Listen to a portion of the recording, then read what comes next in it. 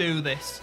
Since the new Bond movie No Time to Die is right around the corner, today I think it's a good idea that we take a quick look back at the 3 Bond games for the PlayStation 1. As you can see, I'm ready for it.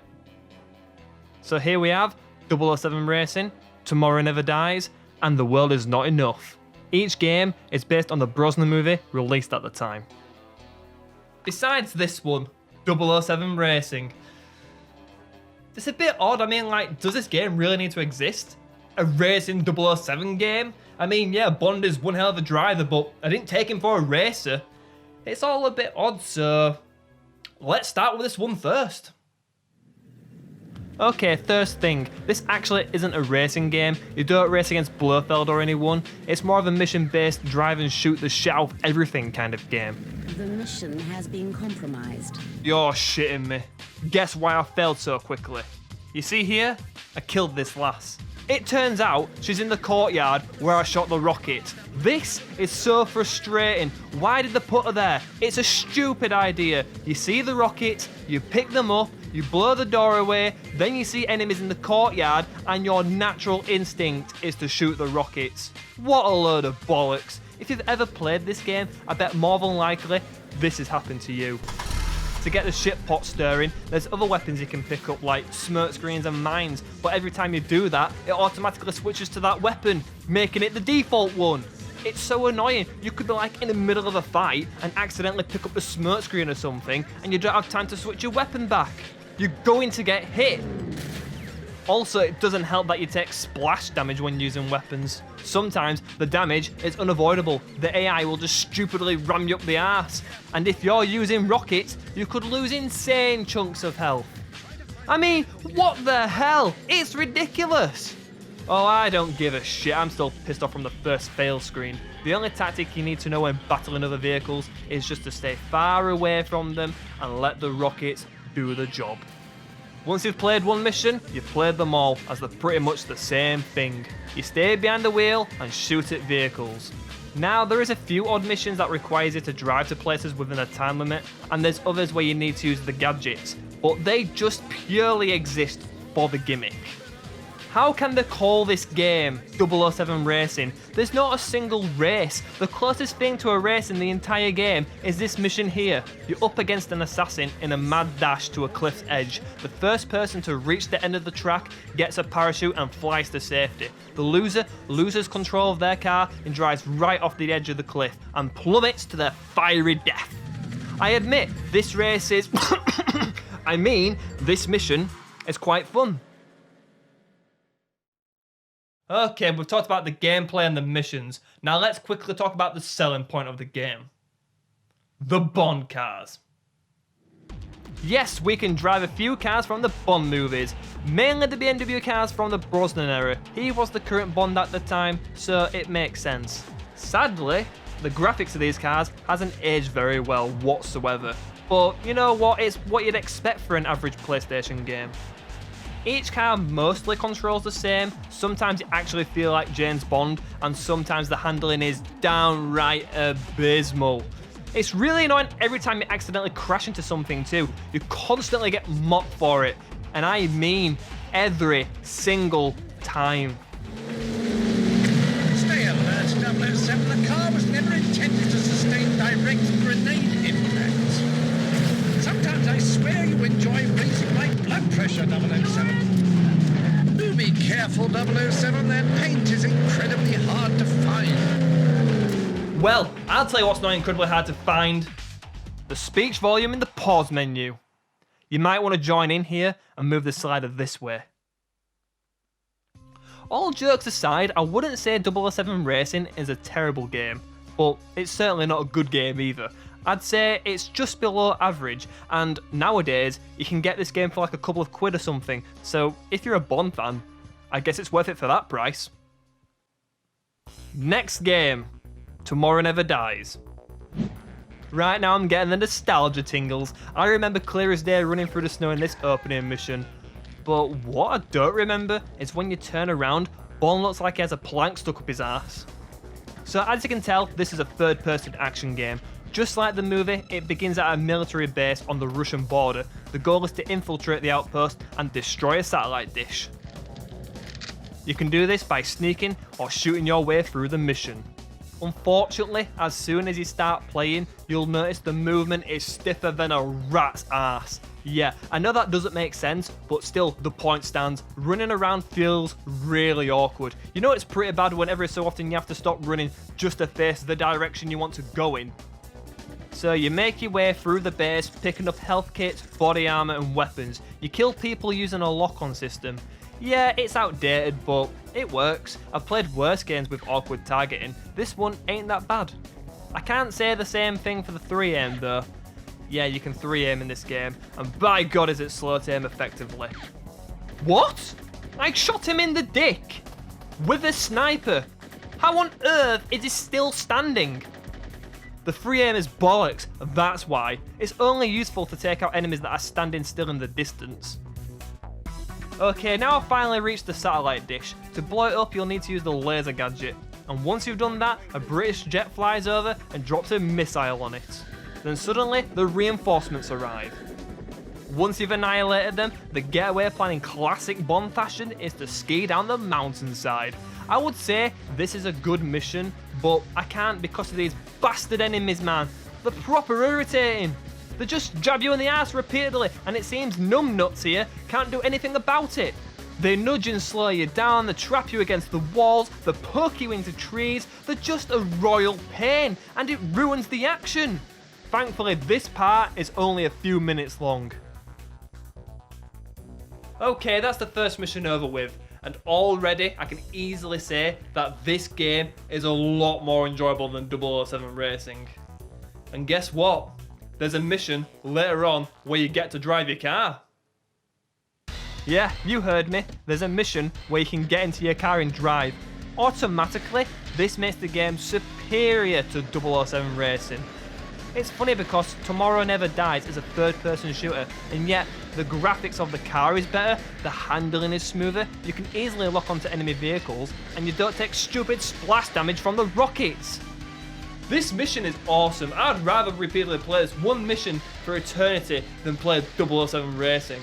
Now that is saying something. You know what? Besides the skiing and awkward movement, this game is actually good. I found myself having a lot of fun at times, mostly in the action-packed missions. Like this one, you get to play as Whale In and take on a chopper, which is really cool. However, I can sort of see why this game might come as a slap in the face to fans. Fans of James Bond who owned a PlayStation was mainly expecting a GoldenEye standard game, and Tomorrow Never Dies could never deliver that experience. For that reason, alongside the new third-person perspective and stiff movement, the game is often seen in a bad light.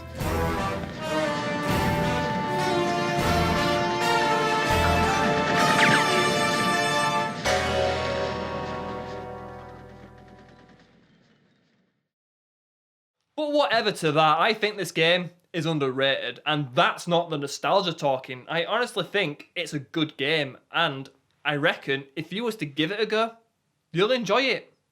So with that being said, let's move on to the last game. The World Is Not Enough. Out of the 3 games, I haven't played this one, so... Ooh, hello. Bond is back. Bond's best missions, battle through 10 exciting levels with a variety of objectives. And look at this, an all-new 3D engine with improved AI. And it's a first-person shooter. Maybe this game might capture that GoldenEye magic. So, the game starts off in a bank and Bond is looking for someone called Lachaise. It's our objective to find him as he knows some information about a killer who's murdered a fellow 00 agent. Immediately upon playing, the first thing you'll come across is a metal detector. If you walk through it, you'll be compromised, so you have to get out the disruptor pen to avoid triggering the alarm. I can't believe that guard there didn't notice anything suspicious whatsoever. He literally just stood there and watched a random bloke walk into the building waving a pen around the place. And this is no ordinary pen. I mean, like, look at it. Does this look like a normal pen to you? They might as well hire a blind man to guard the bank.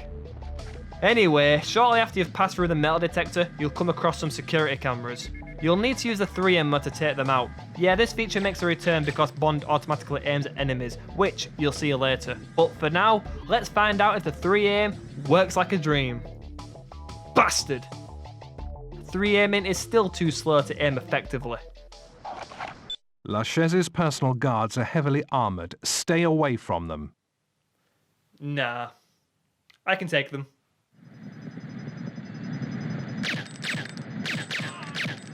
Well, that was easy.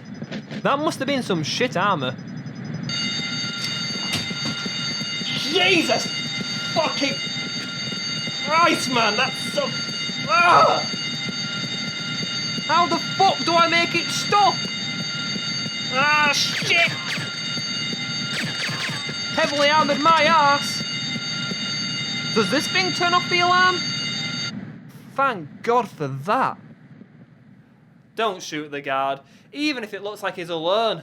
Just don't do it! The penetrating sound of the alarm will violently ear rape you. Yeah, Agent R forgot to mention that during the phone call, didn't he?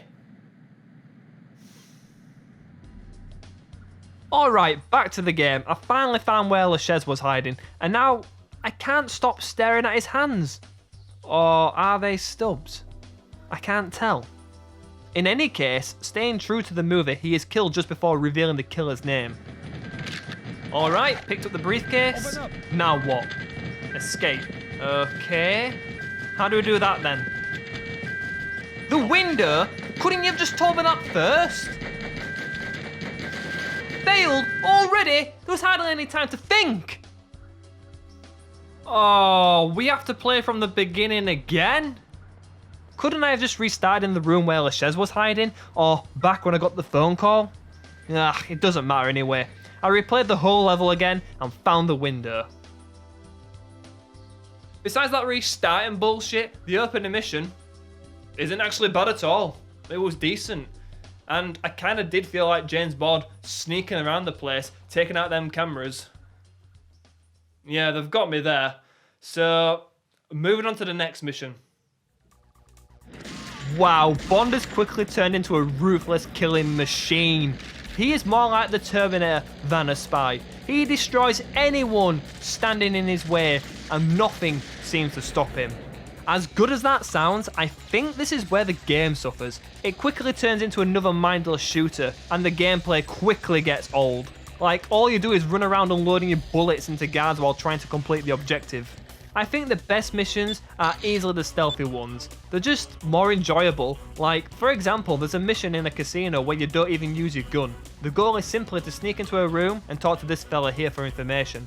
And he'll give you that information if you win a shit ton of cash for him. Fuck.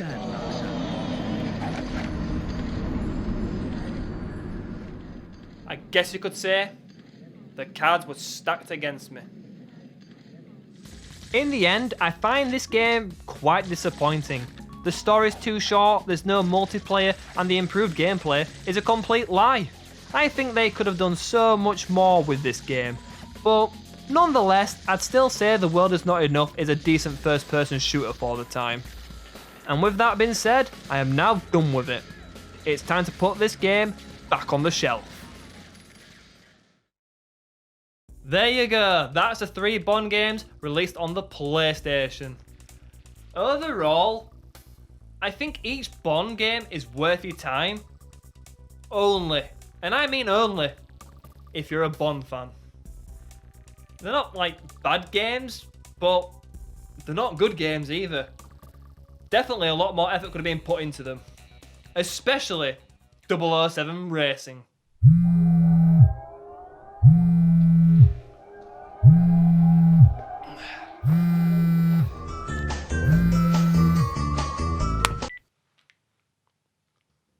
Hello? Yeah? I see. Yeah, I'm on it. Excuse me. Now I have a mission of my own to attend to.